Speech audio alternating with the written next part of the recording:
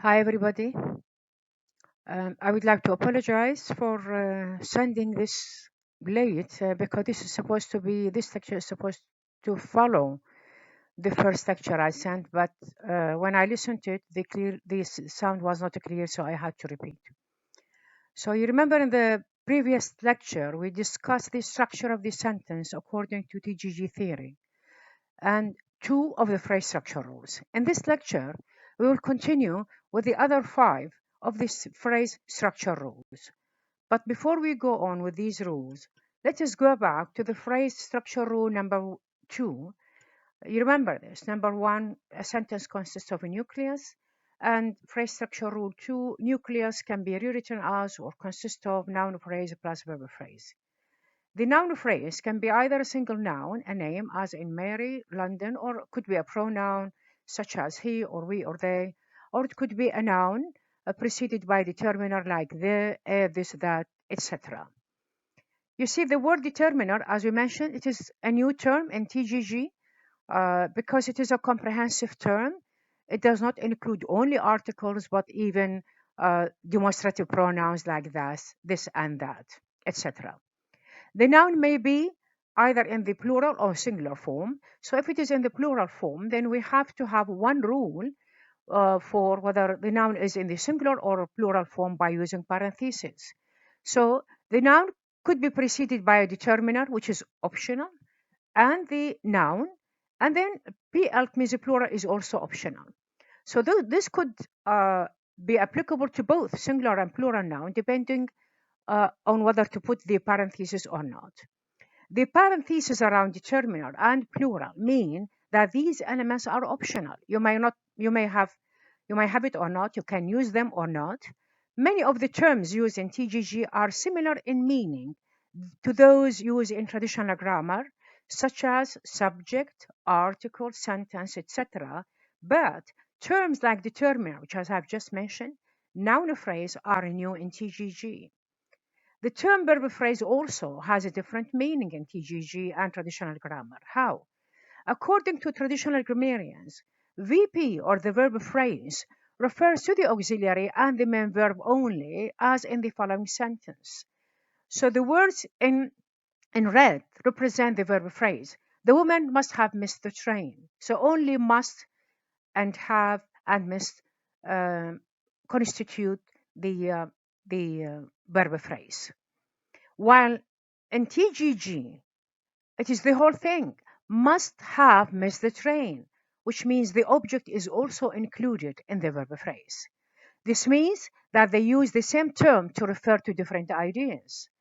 Thus, the following rule represents the verb phrase in TGG. Again, I repeat, the difference between traditional grammar and TGG as far as the verb phrase is concerned is that in traditional grammar, the verb phrase consists of auxiliary plus main verb only, while in a transformational grammar in TGG, it consists of the auxiliary plus the verb plus the object that comes after, or if it is not a verb, an object, sorry, it could be an adverbial. Because you know that we have two kinds of verbs. We have a transitive and intransitive. الترانسيتيف هي الفعل المتعدي احنا نسميه بالعربي والintransitive هو الفعل اللازم. So if we have a transitive verb, we have to have an object after. But if it is intransitive, we don't have an object, but we have adverbials. So what are the adverbials? We have them in this rule. Phrase structure rule 3, the verb phrase consists of an auxiliary plus main verb, which could be followed by any of these or all of them: adverb of manner, adverb of place, and adverb of time.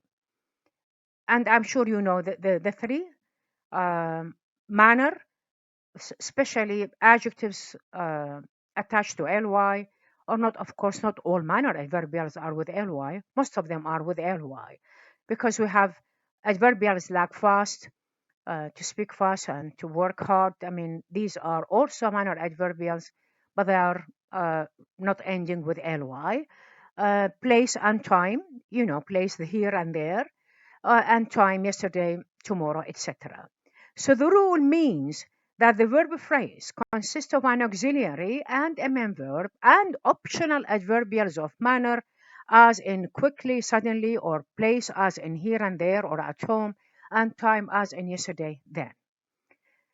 Now, we come to the auxiliary. So we finish with the general rule. Now we come to each rule and we try to expand it. يعني نوسعها أو ننطي تفاصيل. We start with the auxiliary. The auxiliary consists of tense. Tense could be either present or past, because the verb has to have tense, either present or past, or future, of course. But we'll talk about this later. But mainly we have present and past, because the future is a concept, is not tense. We don't have a special tense for a future. We have different forms to refer to future. Therefore, when we talk about tense, we talk about either present or past. So these two rules mean that every auxiliary contain tense, and that tense can be either present or past. As for the main verb, we need to distinguish between be and other verbs. Why do we distinguish between these two? When I talk about be, I mean be as a main verb. Be careful, it is not be as an auxiliary, because it's the same word is, are, was, where can be used as an auxiliary and as a main verb. I am talking about be as a main verb, and I remember I mentioned this in the classroom. Whenever we talk about be as a main verb in English, it is equivalent to nominal sentences in Arabic اللي نسميه احنا الجملة الاسمية. In Arabic we don't have verbs اللي هو فعل الكينونة أو كون. نقول الطالب مجتهد. The student is hardworking. We don't have a verb in Arabic, but we do have be in English اللي احنا بالعربي نسميه فعل الكينونة.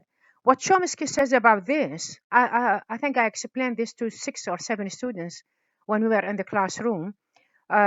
He said all languages are similar in the deep structure, but are different on the surface. So this is in particular, this is applicable to this example, because be appears on the surface structure in English sentences, but not in Arabic sentences when we have present tense.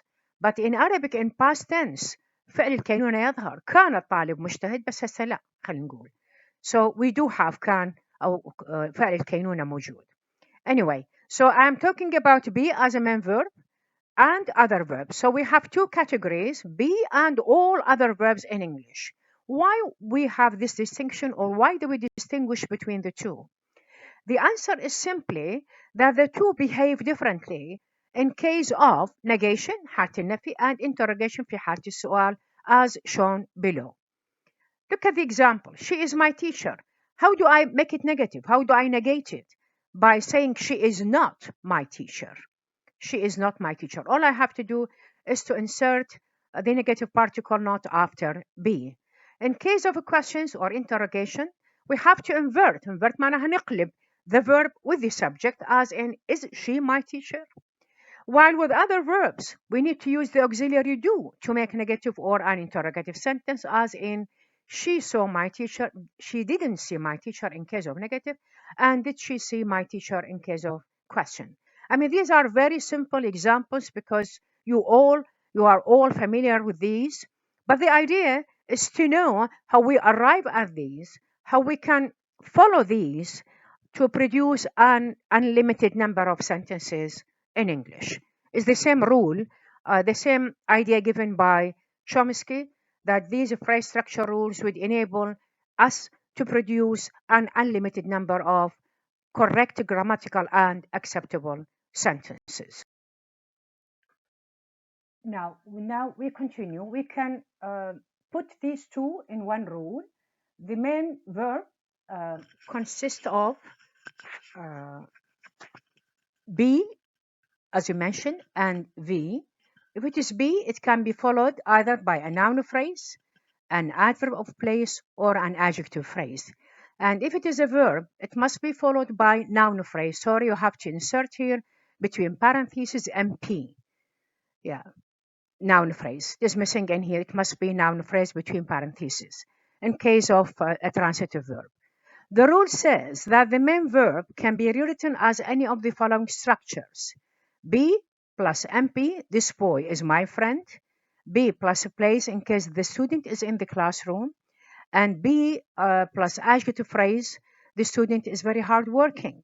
The last two, 4 and 5, this is with V, other verbs. It could be either intransitive in case of she left.